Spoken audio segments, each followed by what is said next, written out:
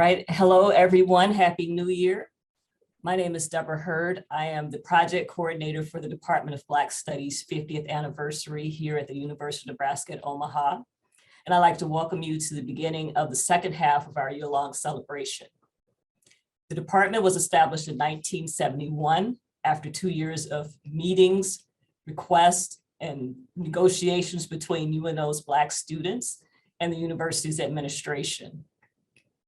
The defining moment came on November 10th, 1969, when 54 Black UNO students were arrested for staging a sit-in in the president's office because of his repeated failure to address their concerns regarding racial discrimination and cultural relevance on this campus.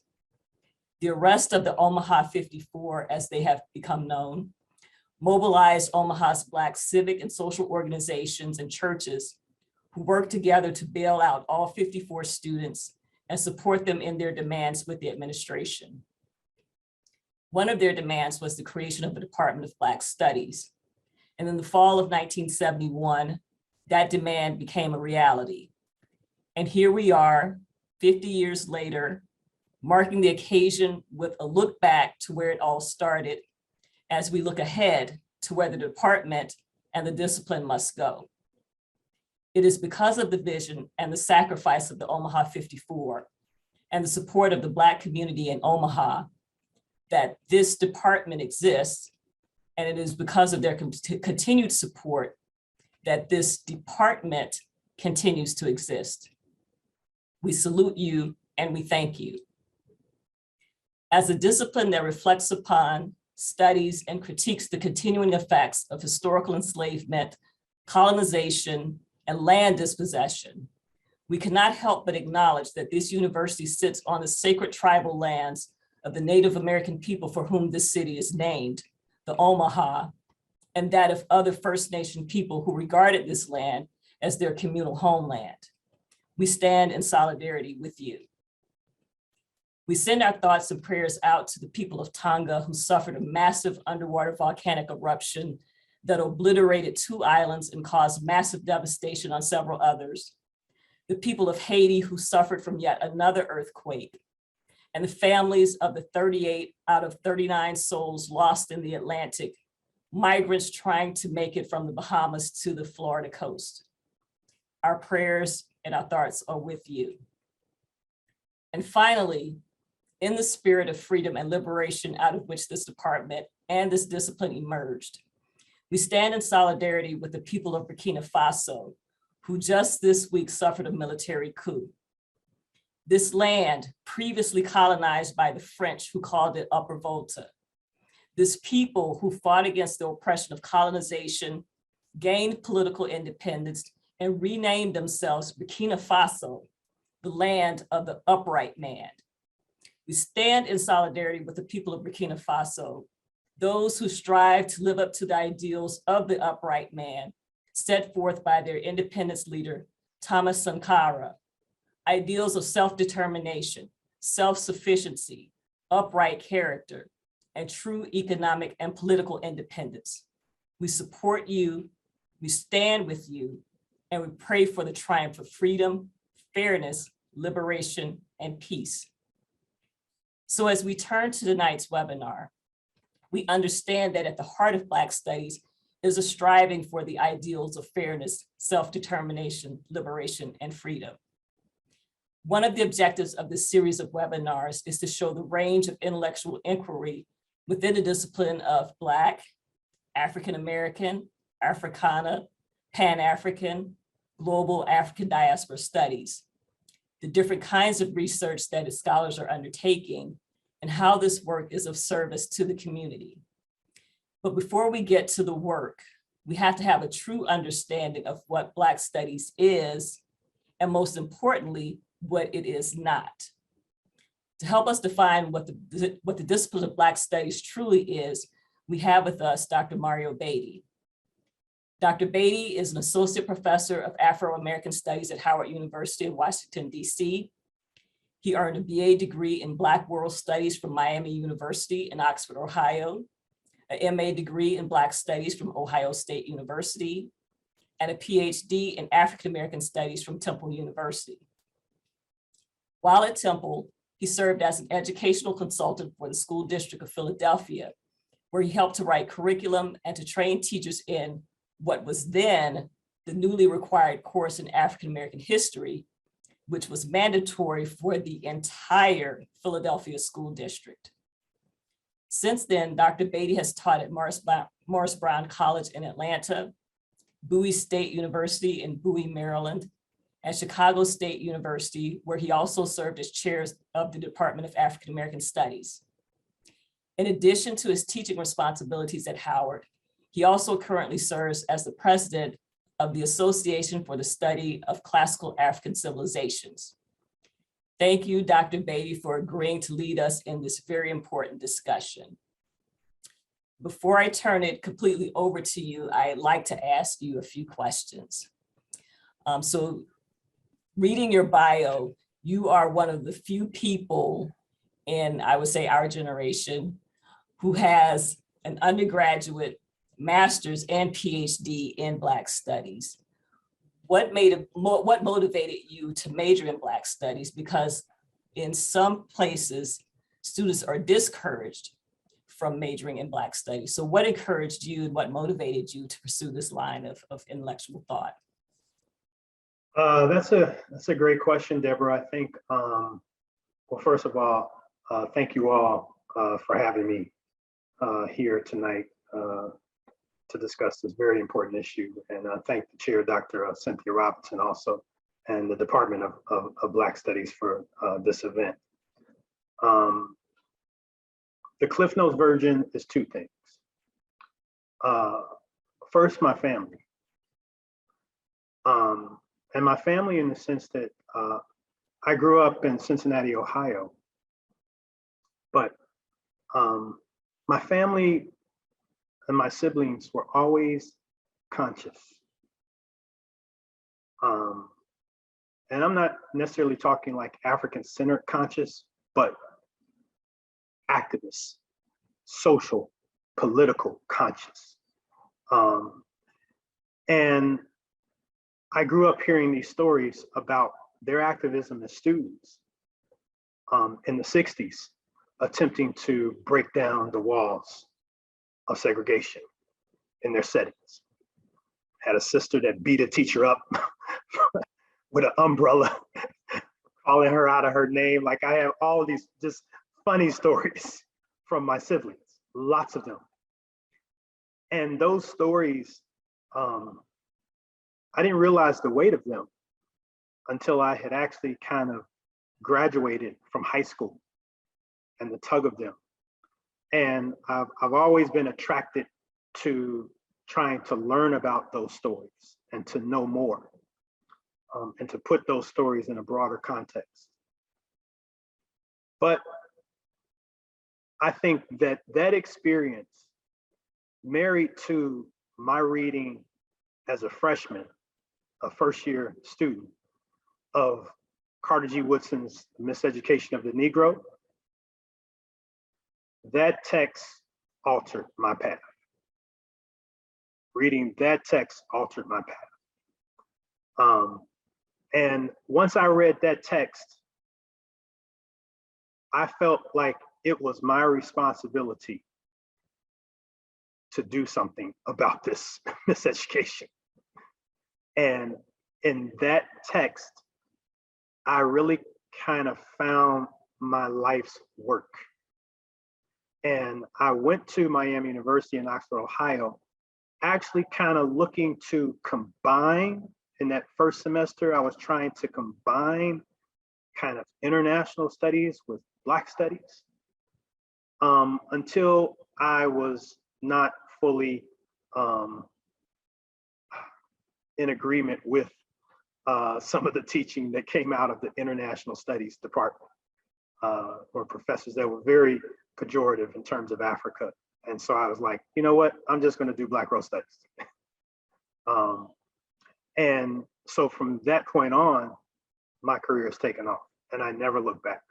And my parents actually fully supported me. They support me, you know, they supported me in everything that I do. So, but I think those two things, and then there's been lots of scholars along the way, that have influenced me. But those two things were the impetus, I think, for me really fully immersing myself in Black studies. All right, so I'm going to read something that you have in your bio. You say that your research interests include comparative analyses of African cultures, the image and use of ancient Africa in the African-American historical imagination, the theory and practice of African-American studies and Pan-Africanism. But they also include the ancient Egyptian language, history, wisdom literature, and astronomy and ancient Egyptian religious texts. And I happen to know that that was your dissertation topic, those astronomical texts in ancient Egyptian. So I wonder if you could just speak a little bit about that, not going into too much detail, but you're one of the few people, again, so you have this kind of unique intellectual background. So you're one of the few people that has done this type of work where you're translating text and actually engaging in defining these ancient Egyptian texts outside of an Egyptology department. And so I wonder if you could just talk a little bit about that. And the other thing is that the University of Nebraska, Omaha just finished J-term, so the spring semester is just starting this week. So they're doing something new at J-term. So those first 3 weeks of January was a very short, concentrated course of study. And you taught Egyptian hieroglyphs to UNO students during that 3-week J-term. So I wonder if you could just talk just a little bit about, that kind of research interest before you get into your discussion. I'm going to let you move from that question into your presentation. Sure. Well, I can't talk about my study. And actually my dissertation was entitled The Image of Celestial Phenomena in the Book of Coming Forth by Day, an Astronomical and Philological Analysis. And that dissertation actually stemmed from my teacher, the person, the scholar who initiated me into the ancient Egyptian language, Medu Neter. And that person is Theophilo Benga. And for those, in this setting who are unfamiliar with Theophilo Benga, he is a scholar that hails from Congo, Brazzaville. He's trained at numerous universities, Bordeaux, Montpellier, the Sorbonne, the University of Pittsburgh, some College de France. So he has a heavy educational background. And that background, part of that background was him learning Medu Neter, in addition to historical linguistics, philosophy, etc., many other things. But I got a chance to work with him in my doctoral degree program at Temple.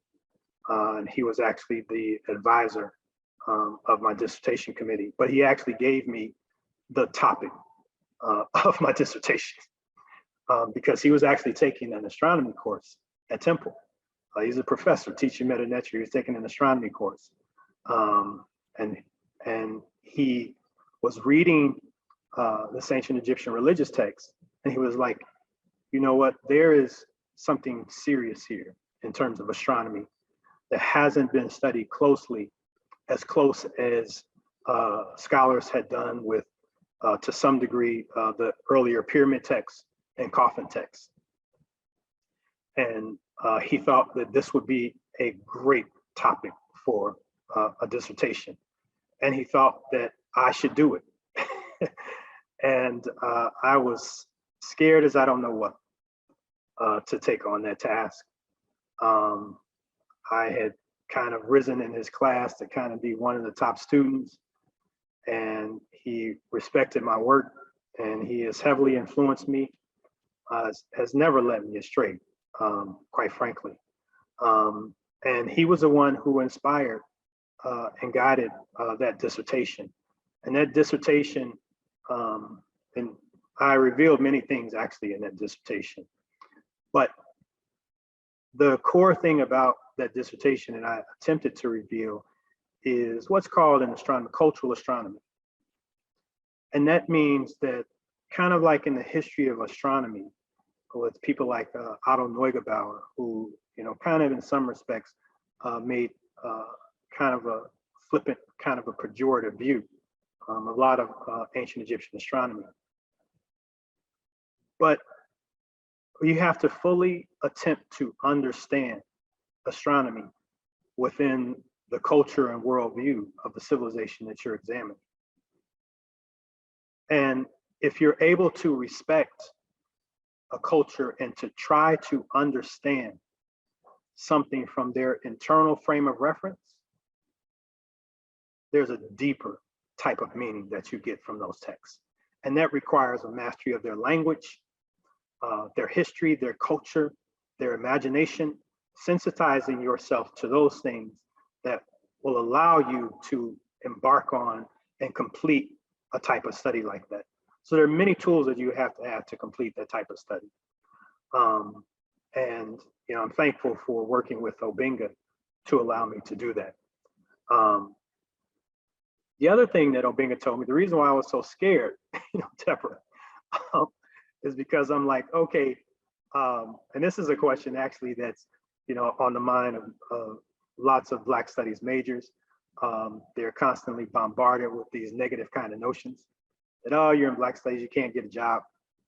What are you going to do with that degree? I'll come to that in my talk. But I was thinking about, I was hesitant because I was like, okay, if I pursue this dissertation, how does this look in my professional career? And I had done some work on Reconstruction, and actually Marcus Garvey. I had pursued research on those two topics, and I was teetering between those, and actually leaning against doing astronomy in ancient Egypt. Until one night, Obinga just said, "Look, he wrote my outline. I still have this outline in my Faulkner dictionary. It's right on the insert." And he wrote the outline of my dissertation one night, and he said, "This is what you're going to do." And I said, "Okay." And the thing that he just a lot of pearls of wisdom that I received from Obinga. But the thing that he told me during that time was to don't chase money. He told me to chase your dreams and be excellent, and the money will come. I've never forgotten that advice. And it has served me well throughout my life. And that's what I would tell any major of any discipline, but especially Black studies majors, is that I have never, ever advised a student in Black studies, encountered a student in Black studies that has never gone on to do wonderful things in terms of what they wanted to do. All of them with wonderful lives, doing meaningful work in the community. I have taught literally hundreds and hundreds of majors. Not one is on the unemployment line. And so it's like a false notion that gets constructed for a lot of different reasons in the academy. And I think, I'm kind of going to segue into my presentation, but it actually kind of goes into my topic,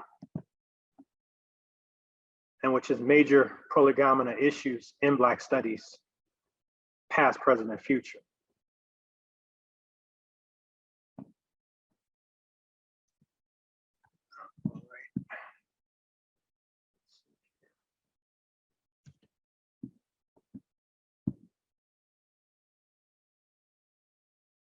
Okay, my laptop is freezing up. That's Deborah. Okay, let's see.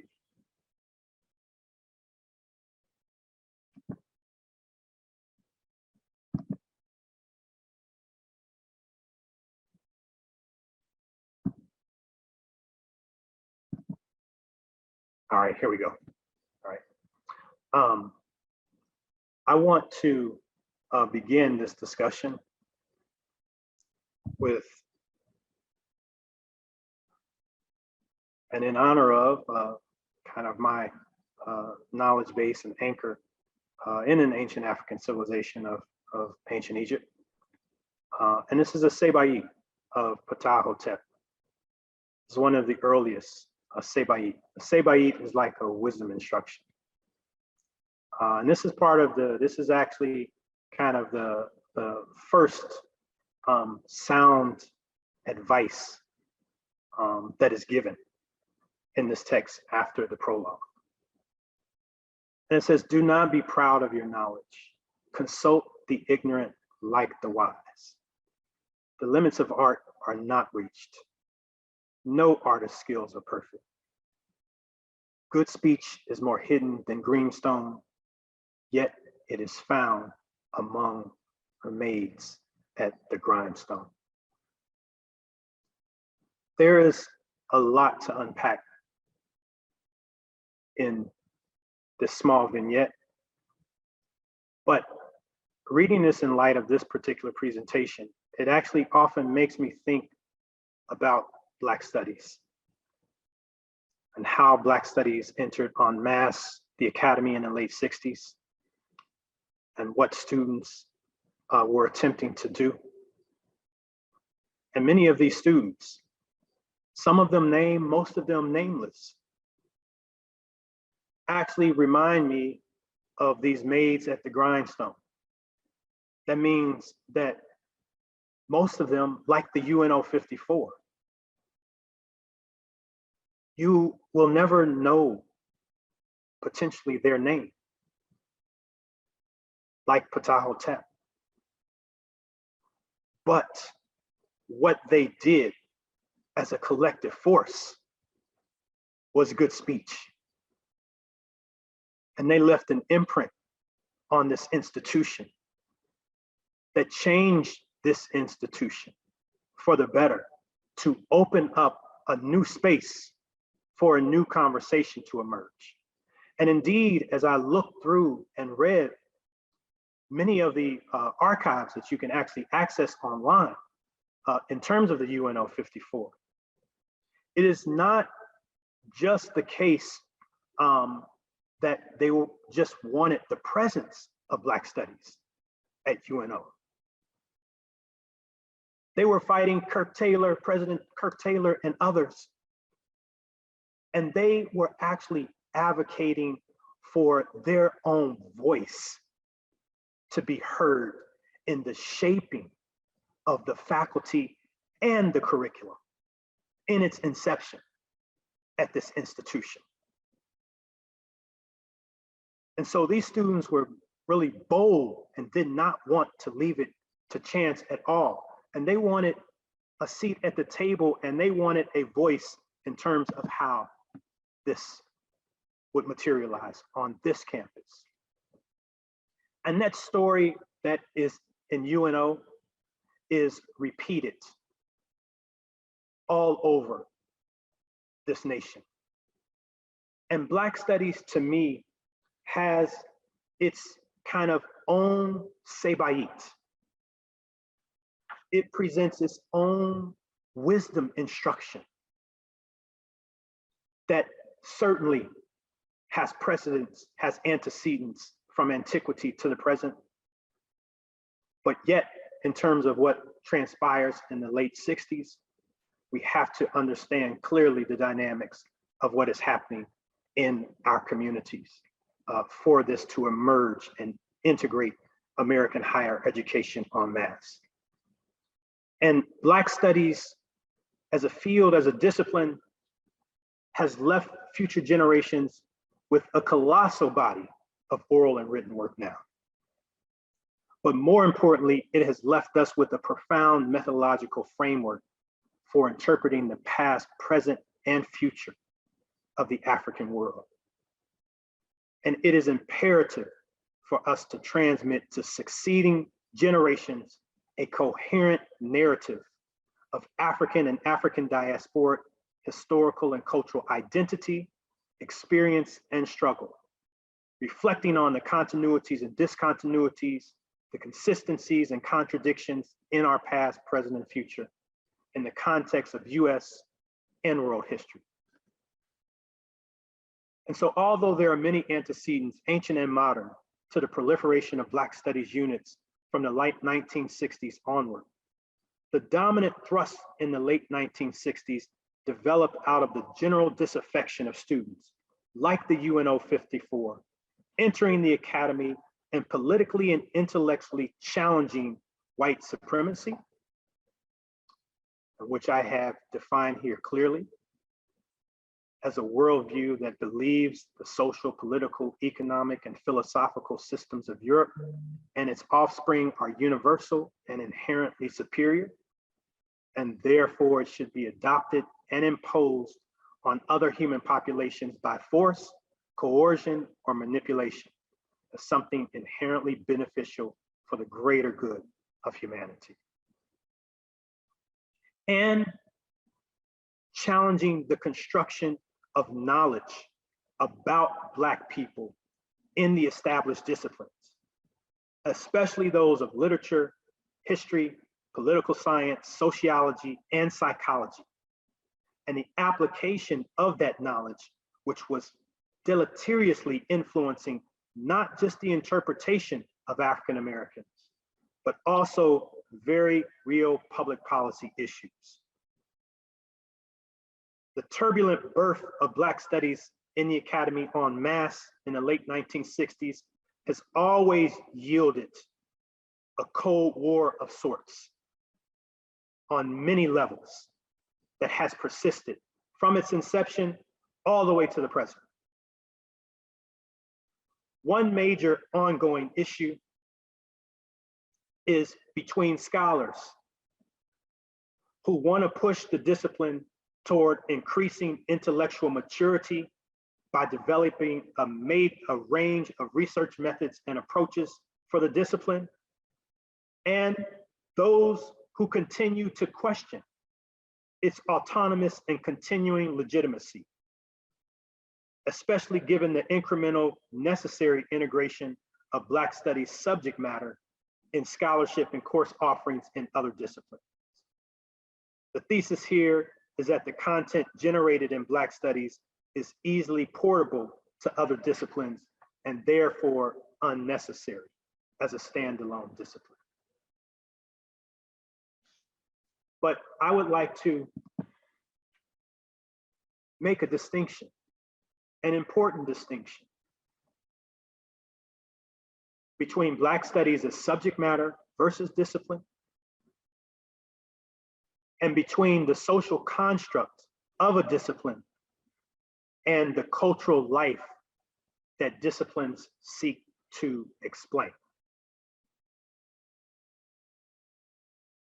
Black Studies as subject matter is what some people think Black Studies is.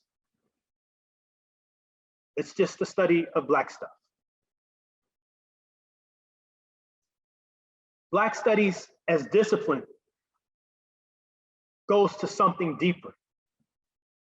It goes to the how you study that phenomenon. It goes to perspectives, to ideas, to methods, to methodologies, to theoretical approaches in terms of how you study that subject matter.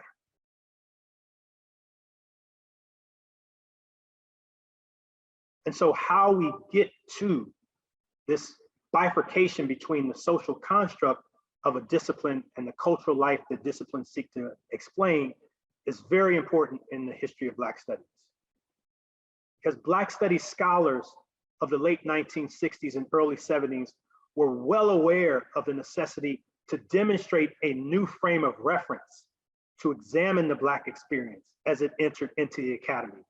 And two important elements were needed for the discipline of Black Studies to emerge as an autonomous entity in the academy.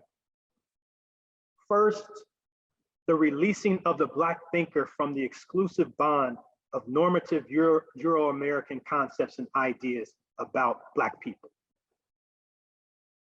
This was seen in the progressive early clarion calls for what was called a Black, quote unquote, social science, and a quote unquote Black perspective, and a quote unquote Black curriculum were all indicative of this push.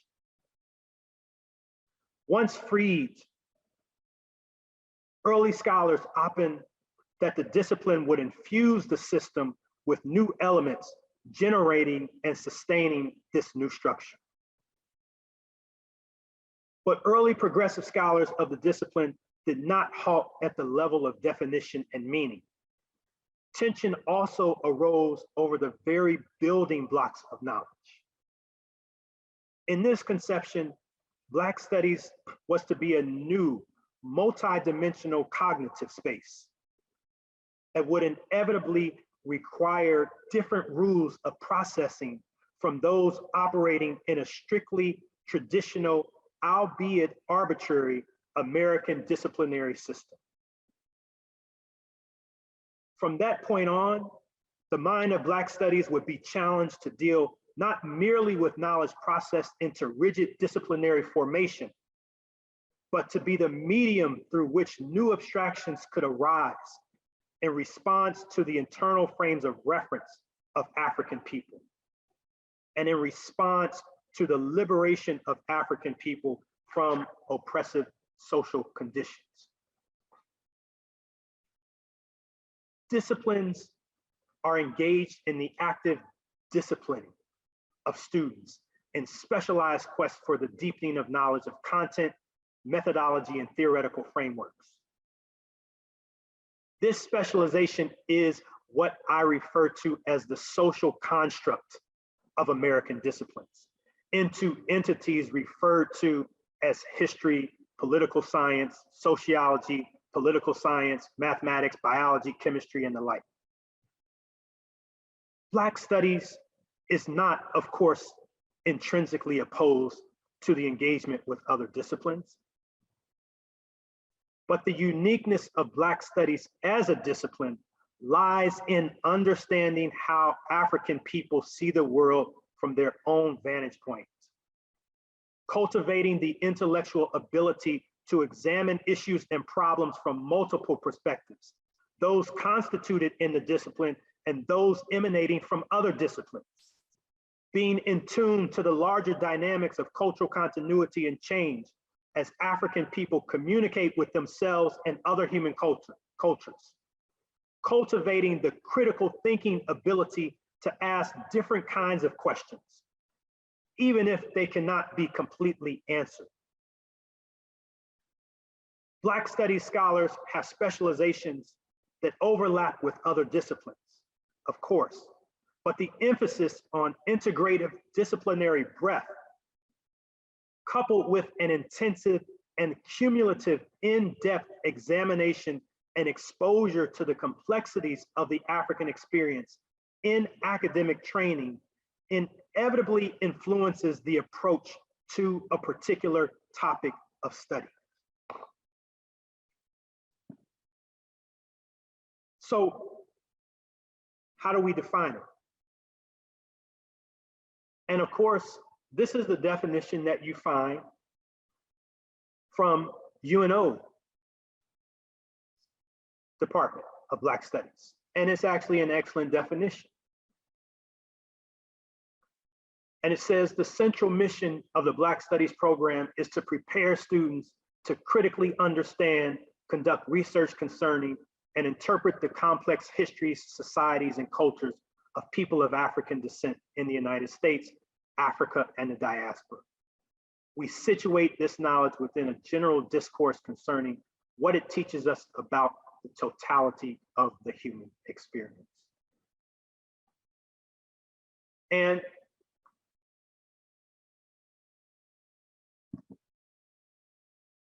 there are other definitions. Of course, there are a number of definitions, but there are other definitions that I kind of want to point out here. And the one is a common definition that you will see in the circles of the National Council for Black Studies, NCBS, the organizing entity of the discipline.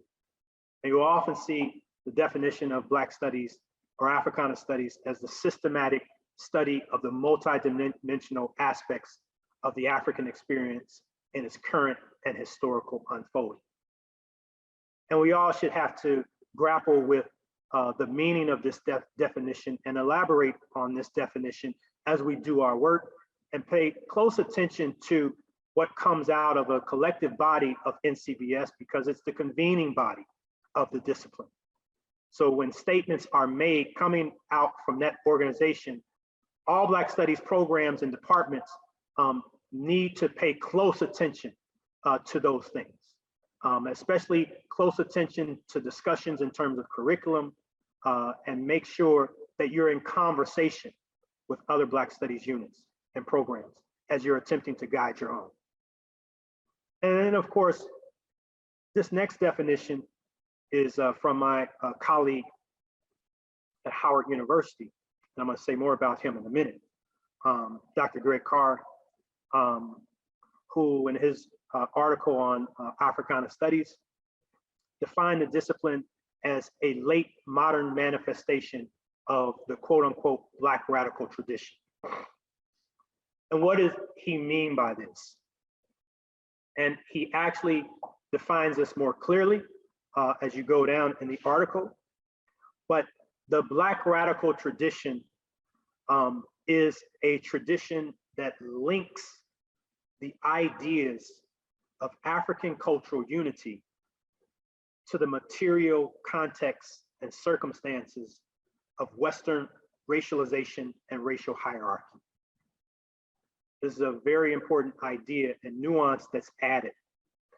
And the reason why it's linking the idea of African cultural unity, because this idea in terms of the Black radical tradition is saying that African people in the United States or in any other place in the diaspora, they do not come to the shores of America as empty vessels, waiting to be filled up with whiteness. They come to the shores with their own cultures and their own worldviews. And those things are negotiated and continue on the American landscape.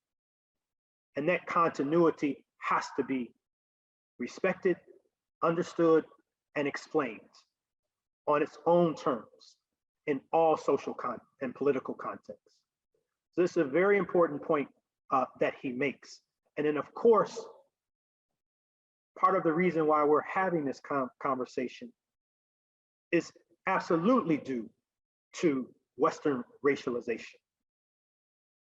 So it's not that we shy away from discussing those issues and what those issues mean for Black people in the diaspora.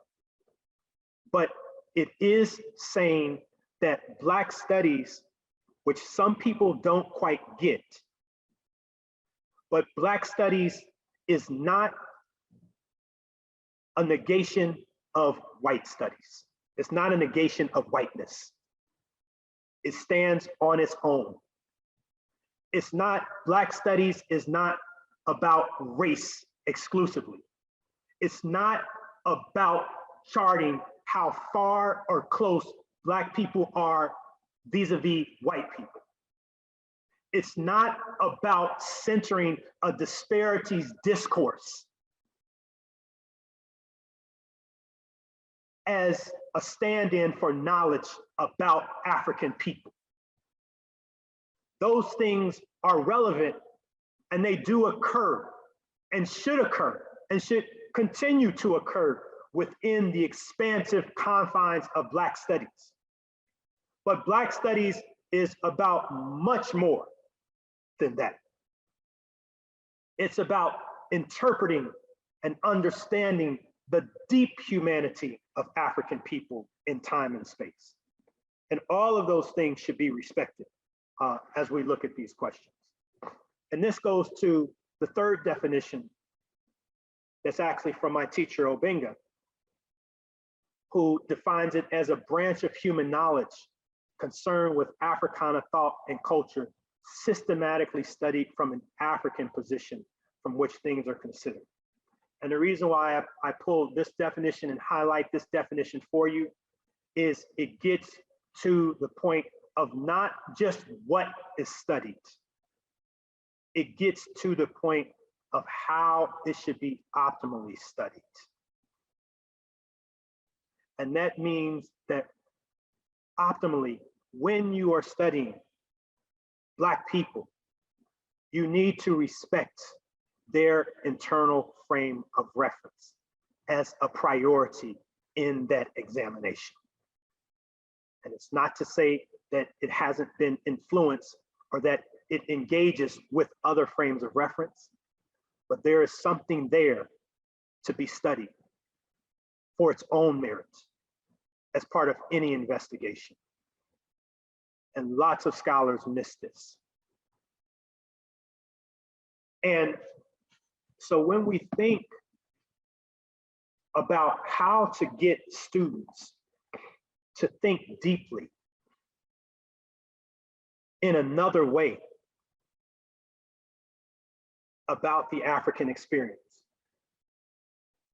in my work and in the Philadelphia public school system, and these are categories that were developed by my colleague Greg Carr,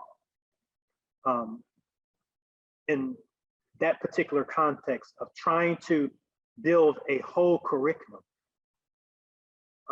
in an African-American history course. And it's a vast curriculum that we constructed. And what we try to do for students in that experience is to untether them from this outside noise, this outside bias, and just free them to explore the humanity and complexity of African people in time and space. And so we're asking, in terms of Black studies, how do you get students to do that? And so what Greg came up with, which is what I use in my classes, in my intro classes, is you take students in terms of whatever you're studying, whatever time period, whatever region that you're studying African people, you have students to ask these questions about the phenomena under investigation. You have them to look at the social structures that African people are engaging with, modeling, influencing, responding to, resisting at any given moment in time. You ask a question of governance. How do African people themselves organize during whatever period that you're referring to, on their own terms? And of course, respecting the social structure. But still, you're looking at what they are doing. What are the African ways of knowing, or what are the ways of knowing? What kinds of systems did African people develop to explain their existence, and how do they use those systems to address these fundamental issues of living? And of course, these ways of knowing are very complex. And it's important to not look at labels. And when I say don't just look at labels like Christianity or Islam, you have to look at what's inside the container. That's what's more important than the labels.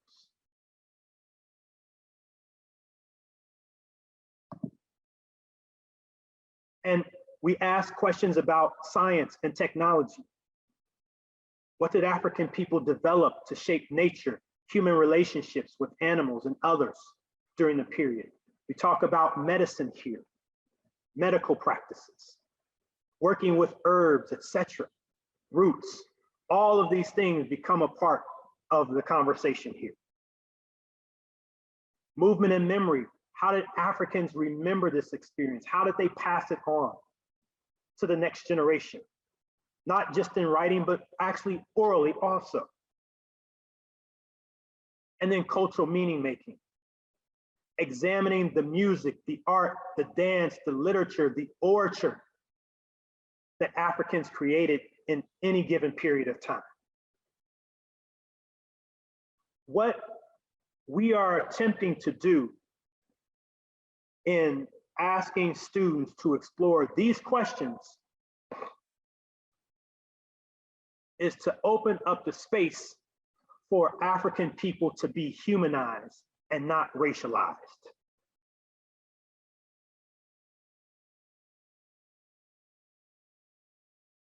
And that is important. And when I say not racialized, that I mean as not people with black skin and white mask.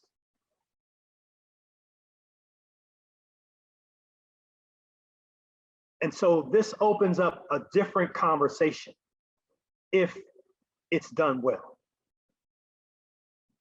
And what Africana Studies is not, and these are some of the ideas of Carr also, but there are many things that it is not. But what African Studies is not a delinking of intellectual work from international global movements and policy. That is, that Black Studies has a global and political dimension to it, an activist dimension to it that was there in its inception from the community, and that continues all the way to today. It doesn't only deal with race. That means that the discourse is not just framed as Black versus white. It doesn't suppress or ignore long view genealogies, which means that ideally Black Studies can look at and examine African people from antiquity to the present, wherever you find them. And Black people can be freed up to use whatever part of the African past that is needed to learn lessons, to inspire, to grow, to develop, and to use those ideas to help to build a better reality and a better humanity. It's not writing that reinscribes existing knowledge orders. That means that Black Studies at its best is not an attempt to try to repackage fancy theories, often derived from Europe, and to impose them on Black subject matter. That is, the guiding lodestone for theorizing Black people should be generated from and derived from the internal frames of reference that you see in the experience. Whether it be linguistic, cultural, and any other frame. And so this is what we should be using as our guiding post. And it takes a lot of skills and boldness and courage to do this, when so much in the academy reinforces scholars away from doing this type of work.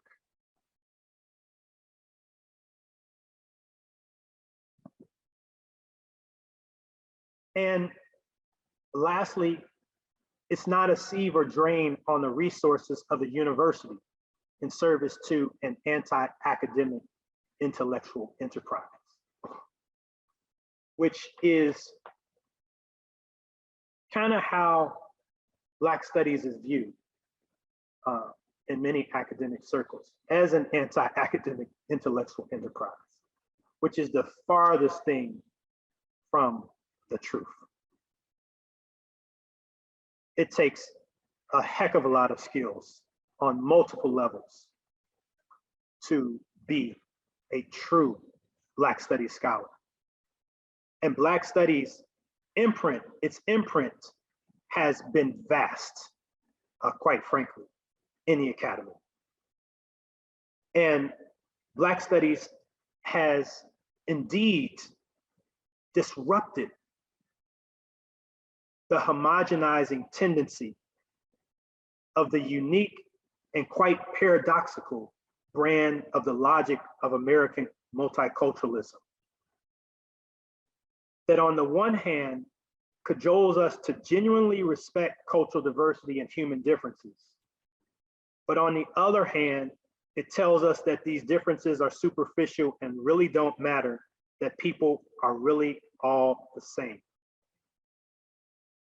And the outgrowth of this paradox that you find in American society is this assimilationist quest for a generic sense of personhood that is still very much rooted in a totalizing dissemination of Euro-white American historical and cultural consciousness. Perry Hall, in an excellent book called In the Vineyard, Working in African American Studies, would say that folks who take this view misunderstand the distinction between what he calls structural integration and cultural assimilation.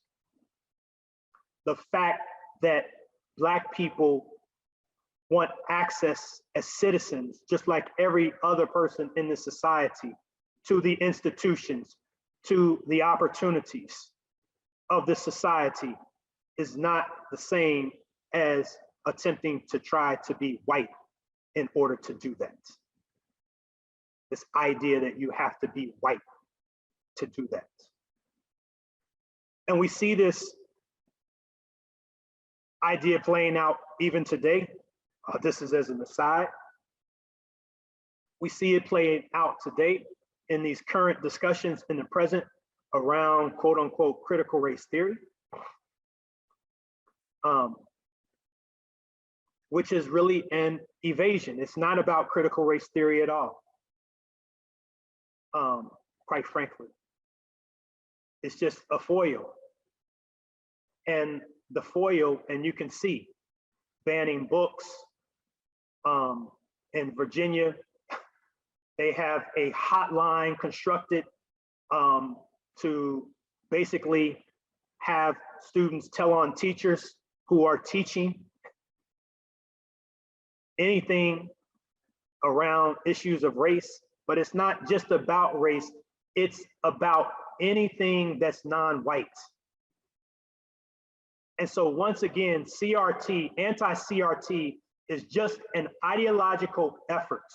And they invoke King, of course, that same line about the content of the character and not the color of the skin. They invoke King as a foil to continue to engage in the centering of a white nationalist project in America. So CRT is just a metaphor for what they continue to do. But Black studies was not to be an interchangeable, homogeneous, and amorphous Black clone of whiteness to be studied. But it was an attempt to recognize and systematically study the unique and substantive subjectivity of the history, culture, values, and social conditions of African people to reach and render a more in-depth, more expansive, and more accurate quantitative and qualitative picture of Black selfhood.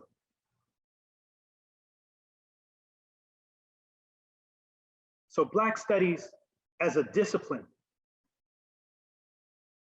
ensures that the perspectives of African people will be respected, not only in terms of subject matter, but more importantly, in terms of perspective.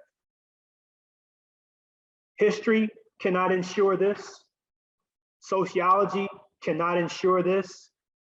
Psychology cannot ensure this. Political science cannot ensure this. Only Black studies can, does, and should ensure this.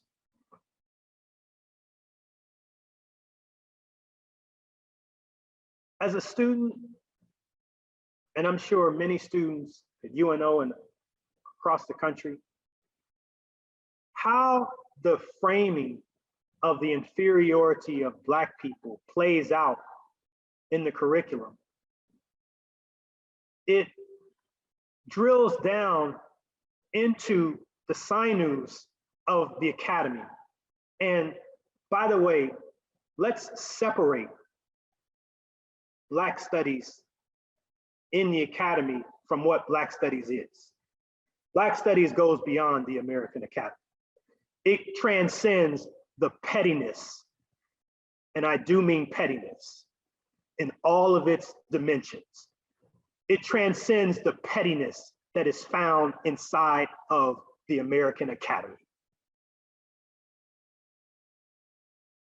But the pettiness that occurs in the academy, and this pettiness centers around creating winners and losers, around counting and measuring, around economically judging academic areas on a criteria of theoretically whether or not a student can get a job.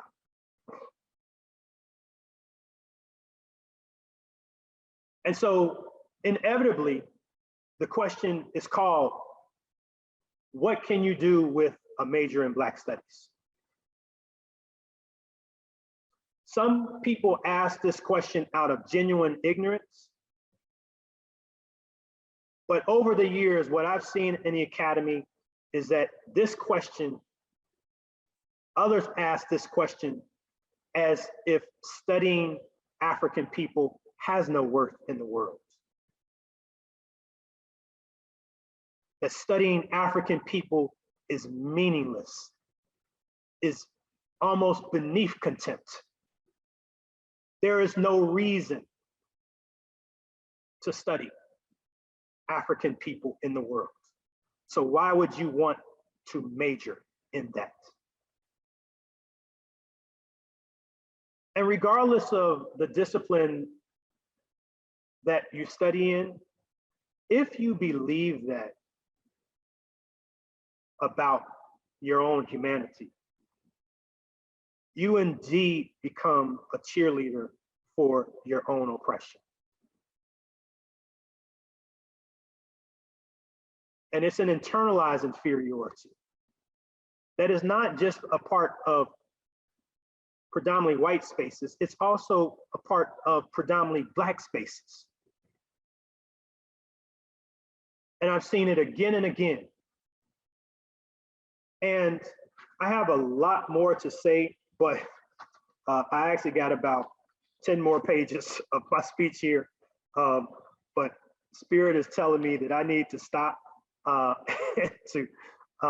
to wrap this up and take some questions here in terms of this. And I was going to talk about COVID and Black Lives Matter. I had a whole section on this. It's not going to happen. So I'm not going to even venture into those topics, although they're very, very important. But I will say in closing that as a Black Studies scholar, having all of my degrees in Black Studies, is that my life has been in service to African people, to understanding and examining African people in time and space on their own terms, and using that knowledge, like Black Studies emerged in the academy. Black Studies emerged in the academy en masse because these students wanted to see this information change people's lives, to change communities, to change our view of reality. And if we can change our view of reality, we can imagine something different. We can imagine something better. And Black Studies at its best does that. It gives us the tools to reach for and render not just a deep exploration of African humanity, but it gives us the tools to reach for how we use knowledge to promote better human relations, and how we use knowledge to respect all human cultures, and how we use human knowledge to build better institutions, build a more humane social and political order. Black Studies does all of that. And there is a gold mine waiting in the African experience for you all to study. And if you dig deep in this gold mine,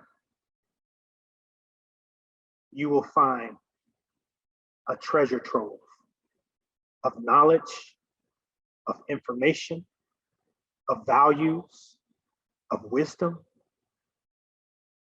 that can inspire you, that can change you, and that can be the foundation to actually sustain our communities and to teach our children how to be better humans in this world.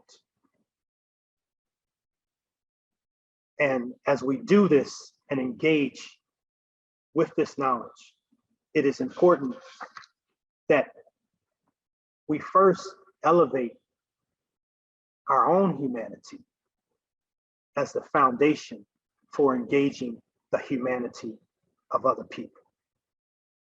If we don't have the courage to actually respect our own humanity in time and space, nobody else will do that. And if we don't respect our own humanity, we don't deserve to be, quite frankly, in those conversations. If we don't respect it enough to deeply study it on its own terms, with its own unique complexities and dynamics, and to use that information to change the world. Thank you very much.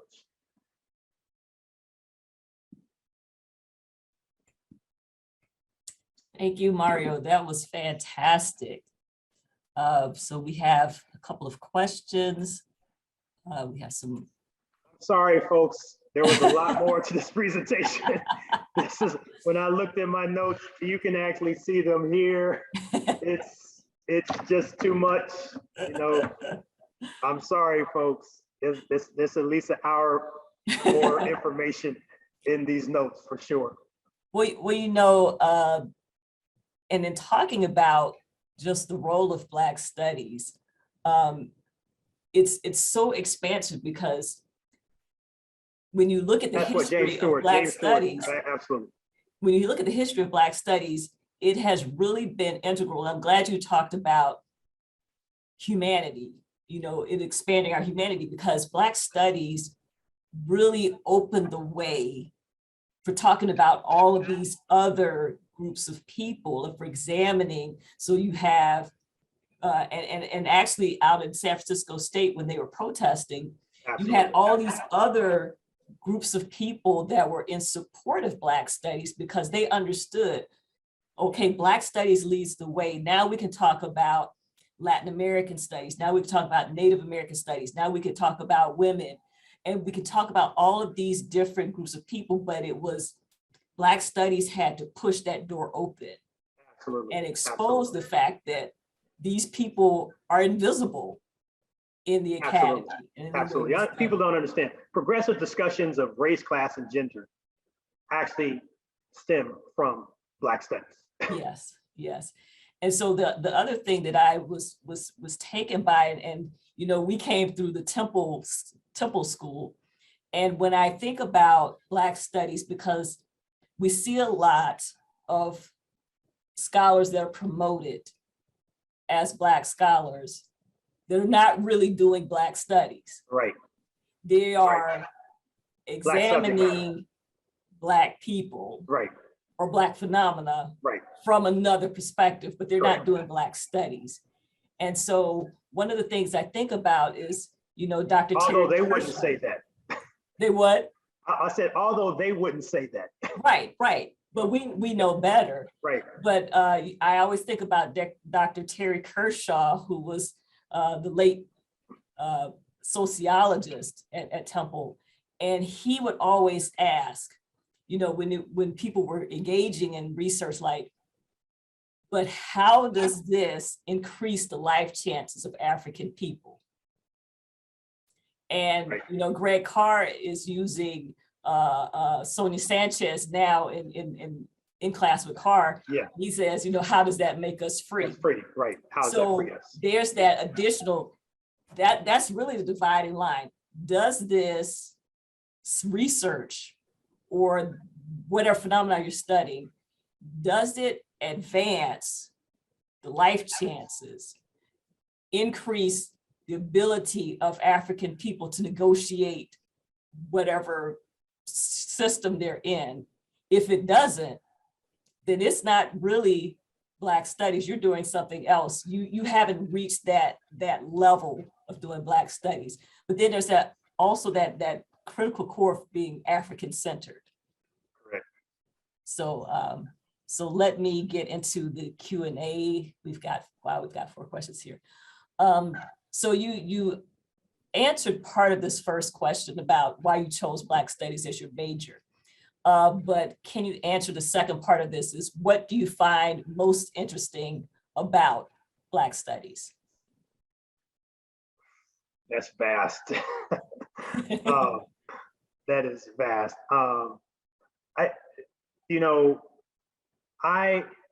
In my undergraduate work, I actually was initially inspired. This actually gets to the African worldview. I was inspired by a teacher, a professor, Susan Mosley Howard, and I took this course called The Psychology of the African American Experience. And I took this course as a senior, first semester senior. And it was there that she introduced me to African-centered psychologists, Linda James Myers, Naeem Akbar, Joseph Baldwin, Kobe Cambone, Wade Nobles, Lana Karinga, although he's not a psychologist, but learned about him. I actually knew about him before, but in that course heavily. Alefia Santi, all of them are heavily in the course, in the course readings. And as a senior, I did for my project, I wrote a 10-page paper on each of those theories before I graduated. A 10-page paper. So like when I went into Ohio State, I had a phenomenal knowledge of what that was. I mean, probably more so than any other undergraduate student, probably, So I was really heavily influenced by literature, African-American literature, and the African-centered psychologists. Those were my dominant foci. And then when I went to Ohio State, I got the opportunity to work with Linda James Myers, was a major psychologist, and William Nelson, who was a major figure in Black studies, and he's a political science. But he was much more than that, quite frankly, because Nick, they call him Nick Nelson, but Dr. Nelson taught me how to deeply engage with how Black communities create organization, institutions, leadership, etc., how they're maintained, how they're sustained, looking at these formations deeply in that class. That class changed me also, and it has actually helped me tremendously in terms of how I lead, how I engage with other organizations. That becomes very important. And then I've had so many great scholars, but Theophilo Binga, Jacob Carruthers, just so many great scholars that have taken me by the hand along the way, and it have kind of showed me the way, in terms of my studies. and have helped me to build tools, which is what I would tell students. Like, you have to master something, and you have to actually, when you're in Black Studies, you have to master many things, quite frankly. And that's the beauty of it. But the most important point is that you have to be sensitized to this alternative way of viewing reality. You have to be sensitized to this worldview, because that is actually, that lens is going to drive how you examine phenomena. Because you're not trying to think of, when you come to examining a phenomena, you're not trying to think, okay, I'm going to drink this theorist, like water, and just impose what they say on the phenomena that I'm attempting to study. It's just like now in terms of, I did a major paper on Akhenaten. And, I won't go into the particulars of this, but I really credit that to me being sensitive to their worldview. I'm trying to understand and solve a problematic, but I'm trying to respect their worldview. Like, I'm not trying to impose a fancy theory on their internal frame of reference.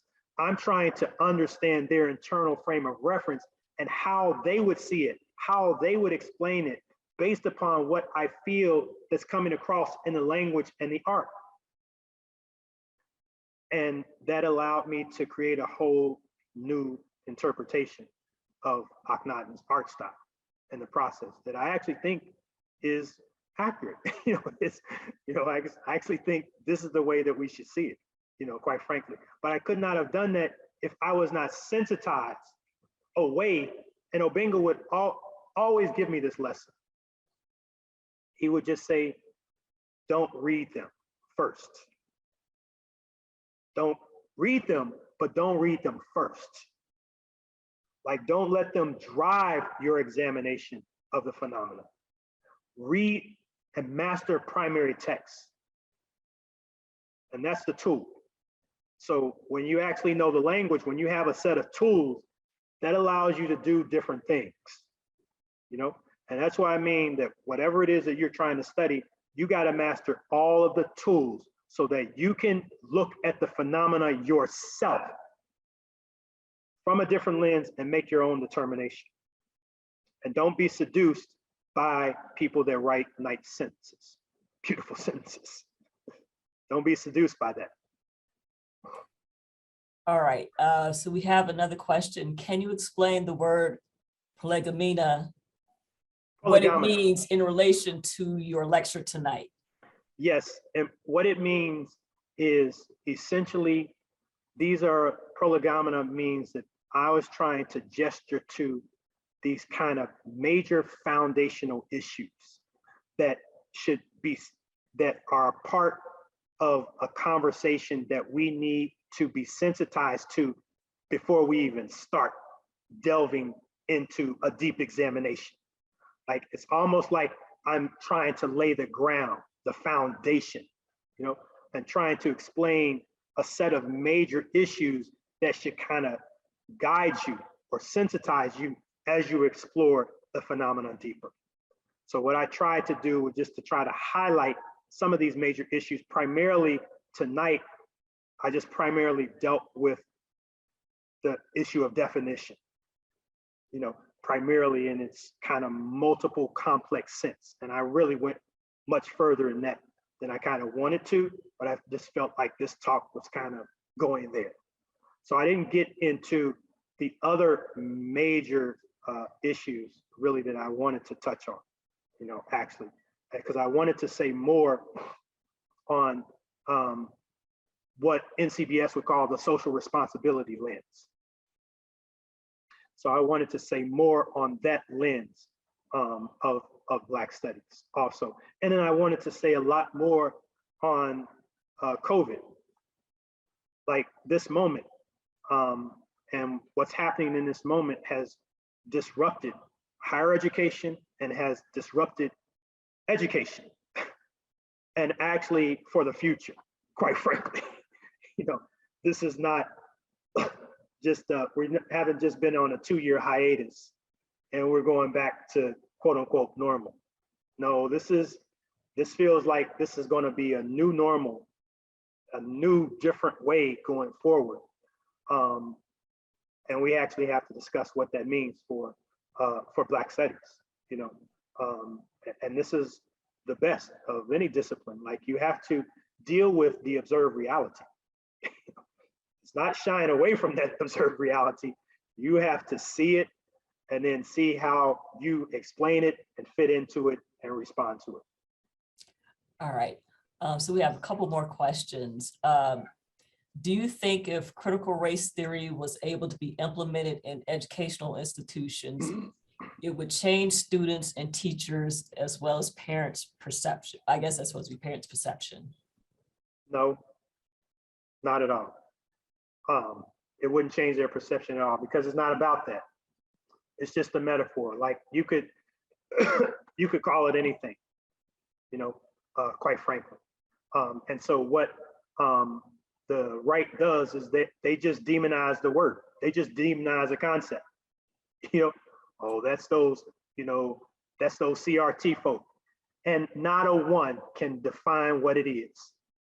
Not a one, if you catch them in a conversation. So it's not about defining it. That's what I'm saying. Like, it's a metaphor.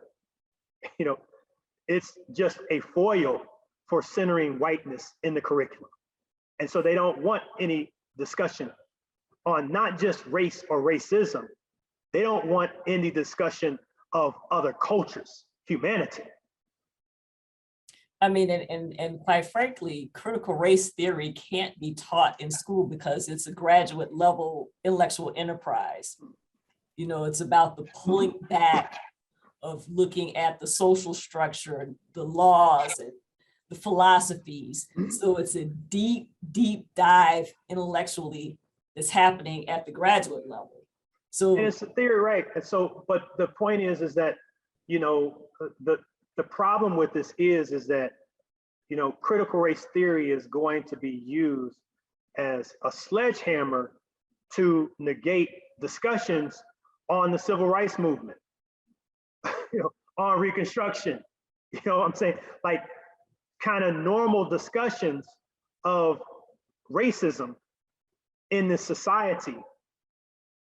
CRT, anti-CRT is going to be used to try to eliminate those types of discussions. And that's what I'm saying, is that it's just a metaphor to get rid of everything, of every trace of any discussion on race, racism, Blackness, and any other culture.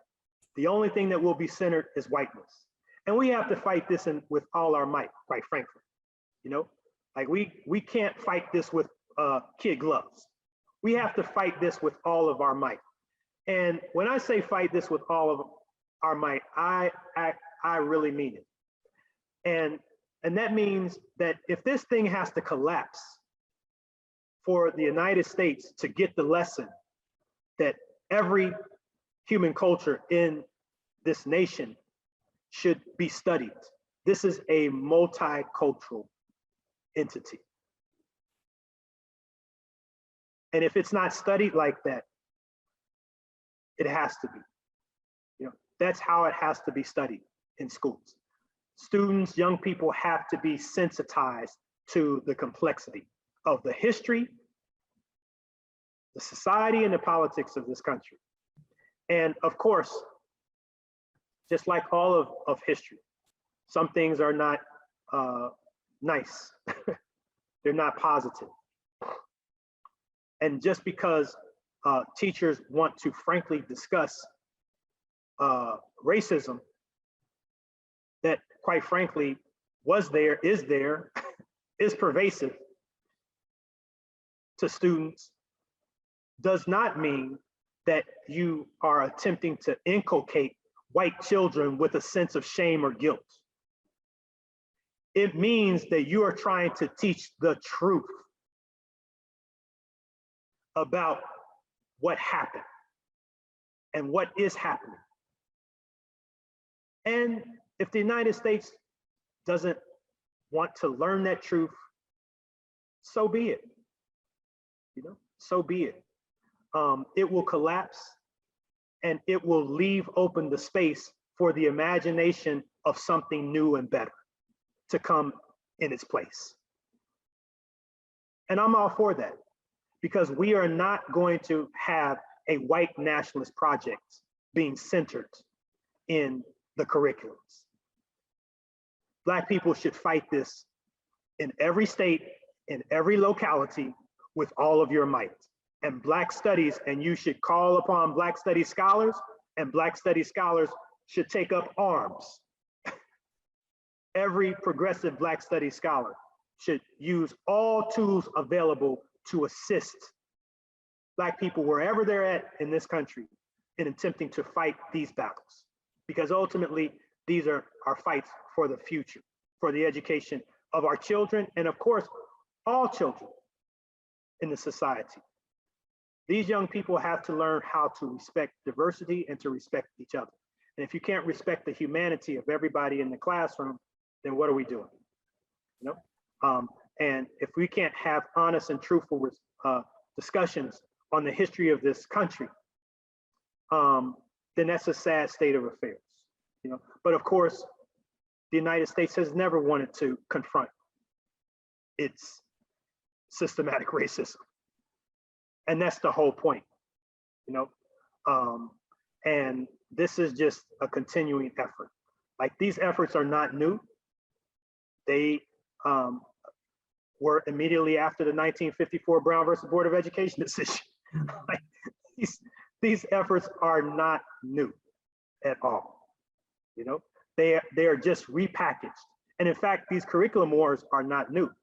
As a grad student, we saw them in the early 90s in earnest. CRT is just a repackaging of something old for a new era. All right, so I have one that you can probably answer really quickly. When did you read The Miseducation of the Negro? I read The Miseducation of the Negro in the fall of 1988. All right. Well, actually in August of 1988. Okay. To be exact. All right. So there's a question that's in the chat. What we do must free us, but what does freedom look like? What is your take, Dr. Beatty? That's a great question. And of course, the answer to that question is not an individual exploration of it. It's a collective, But what freedom should look like, how freedom is defined, actually in this society, it's defined on an individual level. And what I mean by that is that if freedom is defined on an individual level, this is the idea that animates this social order. This is where you get the idea that you can have freedom to destroy other people's freedom. This is the idea of you could have freedom to enslave other people, freedom to dominate other people. This is the idea of freedom because you're centering the individual. For me, the idea of freedom centers a collective. It centers a whole community. And it is asking the question of not how we respect the individual, but how we create a social order that elevates, that respects all of the members within that social order on an equal basis. That gives everyone in that social order an opportunity to grow and to develop and to be supported.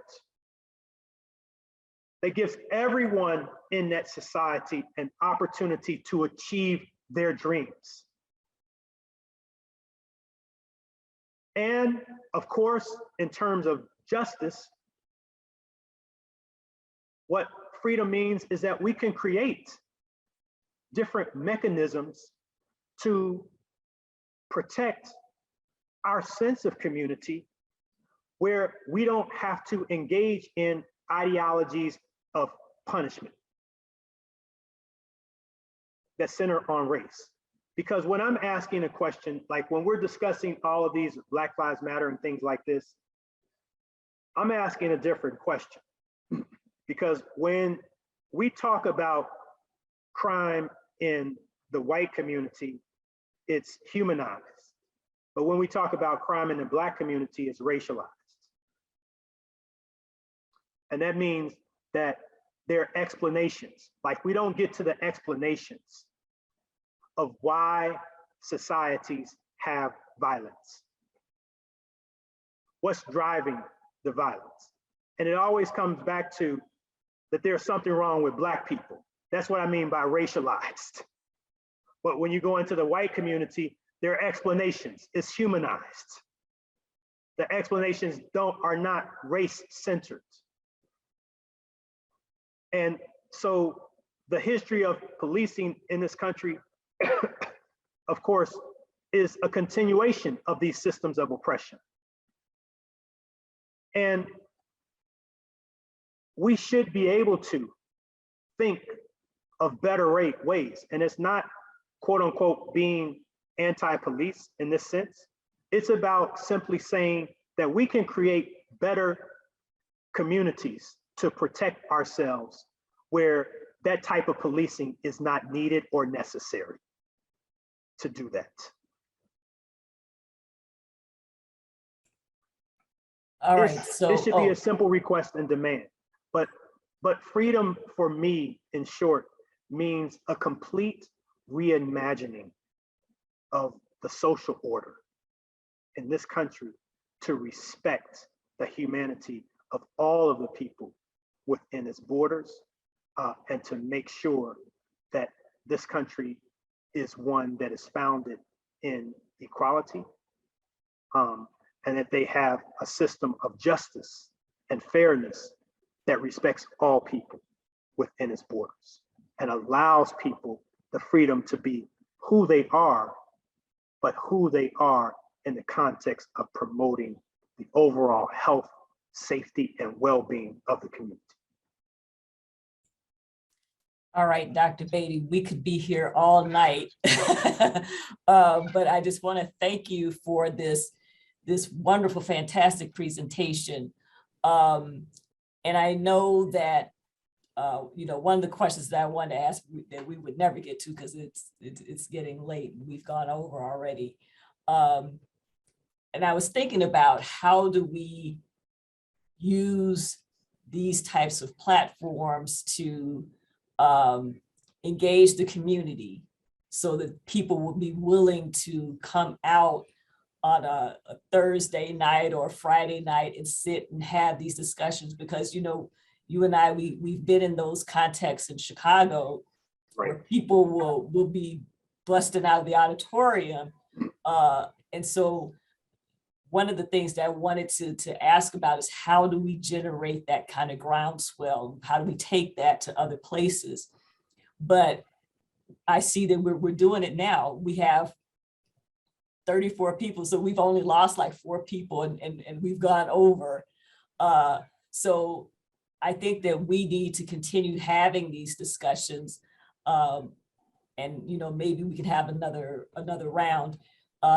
Later in the semester, we're going to have a round table of chairs talking about looking back at the challenges of Black studies, but also looking forward to how do we chart the path ahead. And so, so we will probably have these discussions again, or another round of these discussions later in the year. One thing that I wanted to share with everyone is to invite you all to come out for our next event, which will be next Thursday. So we have these events coming up almost on a weekly basis now. And I don't know if I'm sharing the right screen. Oh yeah, Press and Love. Preston Okay. Love is phenomenal. Yes. So next Thursday, actually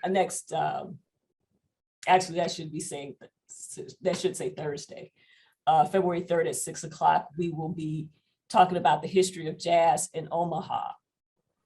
And so we will have Professor Justin Payne, Professor Preston Love, and Dr. Jesse Otto, who wrote a fantastic master's thesis while he was at UNO on the roots and development of the Black orchestral movement in the early 19th century in Omaha. And so in talking about that, he really gets to the heart of the origins of jazz in Omaha. So I invite you all out to come and to see that next week. And we have a whole array of talks coming up this semester. So we hope that you will join us in the future. But we thank you all for coming out tonight. We thank Dr. Beatty again for this fantastic discussion. And we hope to see you all again real soon. Everybody take care.